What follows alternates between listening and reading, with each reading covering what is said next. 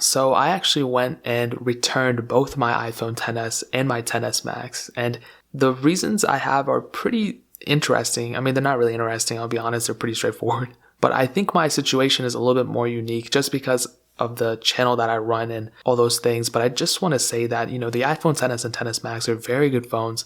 There's nothing wrong with them besides probably the issues that everyone's talking about, like ChargeGate and everything. But other than that, it seems like they're very good phones. I've tested them against every single iPhone, including the iPhone X, and I noticed they're much more better in performance. I guess the camera's better. I don't really notice a difference, but people are saying it, so it must be true. The front camera is really cool and all those things.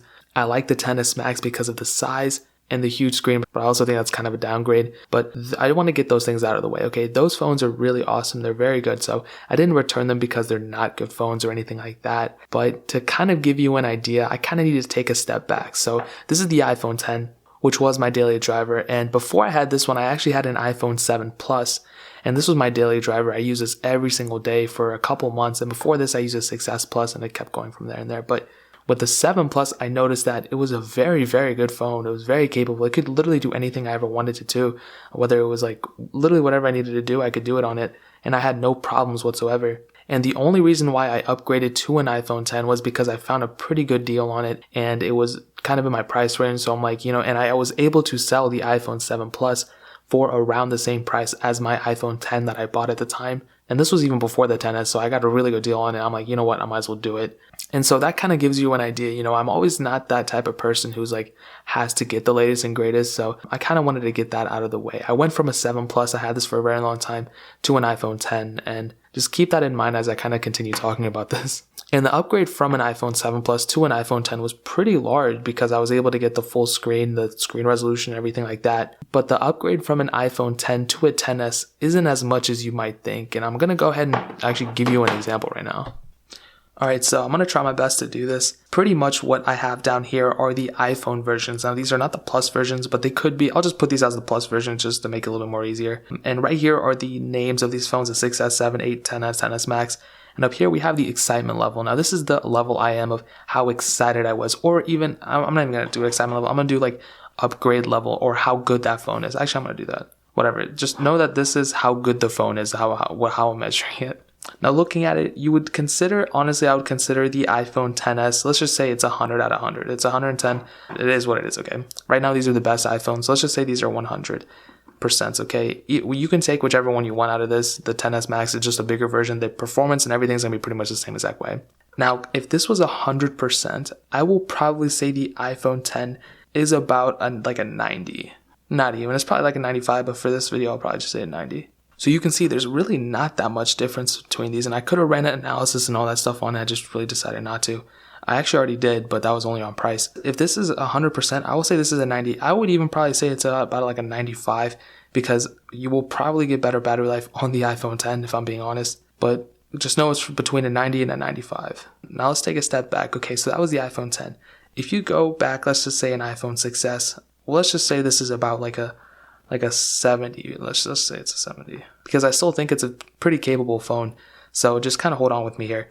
If this is a 70, the upgrade from an iPhone 6S to an iPhone XS or XS Max is a lot. It's like a 30%, I guess, better phone from my just top of my head. But you can see it's definitely a better phone and it's a worthwhile upgrade 100%. But you also have to remember that the upgrade from a 6S to an iPhone X is also a worthwhile upgrade too because there's really not too much difference between these phones. And I think that's what Apple was trying to say, and a lot of people said it too, that pretty much the iPhone XS and XS Max weren't really for iPhone X users who were planning on upgrading. They're pretty much people who are in this category. I will probably add the iPhone 8 in there too. But even continue on, I would probably say the 7 is probably like a 75 to 70 to about an 80. The 8 is probably like an 85. So even an upgrade from a 6S to a 7 is better, 7 to a 8. But I think the best upgrade you can do is a 6S to an iPhone X. And I know that sounds stupid because the 10 isn't even the best phone out right now. It's the XS. But I'm also looking at it more than just sheer performance and camera quality and all these things. And pretty much what I'm trying to get at is the difference between the XS and the 10 is not that much compared to something like a 6S and a 10 or a 6S and a 10S, for example. So that's pretty much how I'm trying to break it down here. I hope that makes a little more sense to you. And so kind of continuing on with that, the main thing is that the price is one thing that really irritated me based off that little thing that I was like, oh, it's 90%. It's only like 5 or 10% better of a phone, but you're paying way more money for an iPhone XS. For example, right now the XS is selling for over $1,000 when you factor in tax and all that stuff, where the iPhone X is only selling for around $600. I found some for even less than $600, but those kind of iffy sometimes. Definitely less than $700 you can get one. So I would not be willing to pay like 30, 40, 50% more for a phone that isn't that much better of a phone overall. Now, I'm not saying the iPhone XS is worse. I'm saying the iPhone XS is definitely 100% better, but it's not $400 better. The XS Max is more appealing to me, but again, it's just a lot more expensive for what you're getting. The iPhone XS, obviously, you're getting a bigger battery, bigger screen, all that stuff. A lot of people don't really like it. I like it a lot, but I don't really see myself, needing anything like that anytime soon. So that's why it's kind of a strange situation. I could have kept it if I wanted to, but it's just like what it is. Now, like I said, like from this channel, I could easily afford it. It's not a problem. But the thing is, I would not be able to make that many videos on it since like not too many people are interested in it. And I found the same thing last year too. And when I bought the iPhone X and I started doing iOS reviews and stuff on it, nobody really watched the video, I'll be honest. Which I was kind of sad about because, I was like, oh my God, this is the new iPhone. People should be watching it. But people were still more interested on the older iPhones. So from that, I was like, okay, maybe I need to go get more older iPhones then. So then I went and I got older iPhones and then people started watching more videos. So that's kind of the situation that I was in at the time. And then I ended up returning the iPhone X and the iPhone 8. And I ended up picking one up later, as you saw. But I feel like I'm going to do the same thing with the XS and XS Max. And going one step further, I just don't think I was like super stoked about this release, just because, I was expecting honestly a bigger battery of some sort. And they I wouldn't say it was a letdown because it is it's an incremental upgrade. They did improve performance and I guess the camera quality a little bit, but I was expecting a lot more if I'm being completely honest.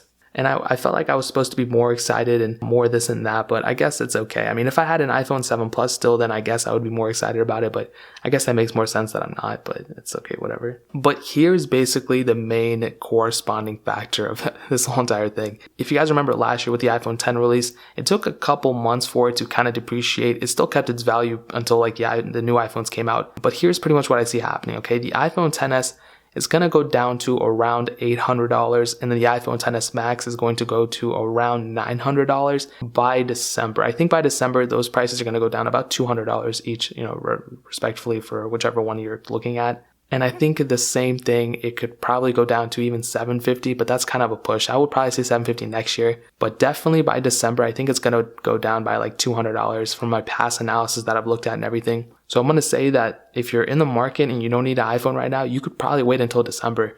Honestly, that's only like 2 or 3 months. People are going to start selling their older iPhones or even selling their newer iPhones. And once the iPhone XR comes out, people are going to get that iPhone. Maybe they'll sell their older iPhone X. Who knows? But that's pretty much what I see happening. And you're still retaining like Face ID and all that stuff if you still get an iPhone X. So there's really not much, you're missing getting an iPhone X if you have like an iPhone 7 or something. So I think the iPhone XR plays a huge factor in this as well. But I don't want to, like blast that out yet. We still don't know if it's a good phone or not, but it's all speculation at this point.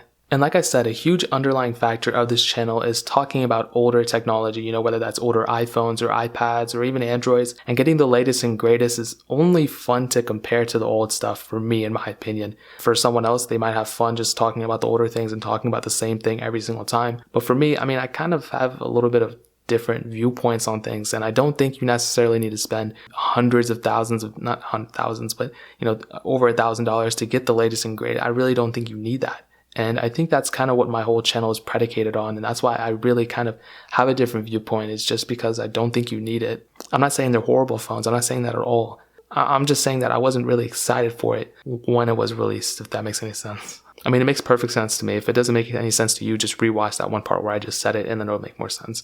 But yeah, I really only have fun comparing it to older devices. That's why I did all those comparisons and I was like, yeah, it's just not worth to keeping it. It's like, I won't be able to make any videos on it or anything because I already made all of them. So what's going to happen, I mean, once the Google Pixel 3 comes out, it'd be cool to do a speed comparison between them, but other than that, I don't really think there's too much of a difference. And I'm still shocked by how well the iPhone 7 and 6s compared to the iPhone XS. I did those comparisons not too long ago, and I was honestly shocked. Like, I was not expecting it to be, I mean, obviously the XS was faster, and I think in every single way, but it's still pretty impressive by how not as fast it was. You know, it wasn't like 30 times faster or twice as fast. It was just like noticeable, maybe like a couple milliseconds, a second here and there. But it was like as soon as one loaded, the other one loaded, and I mean, that's all you really want from an upgrade. And I'm still pretty shocked by that. But ultimately, it was a mixture of pricing and excitability that made me want to return it.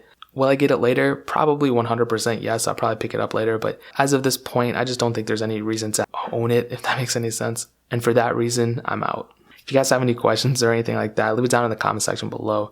Hit that like button, but definitely hit that subscribe button. Every single subscriber we get really does count. So it means so much if you guys can hit that.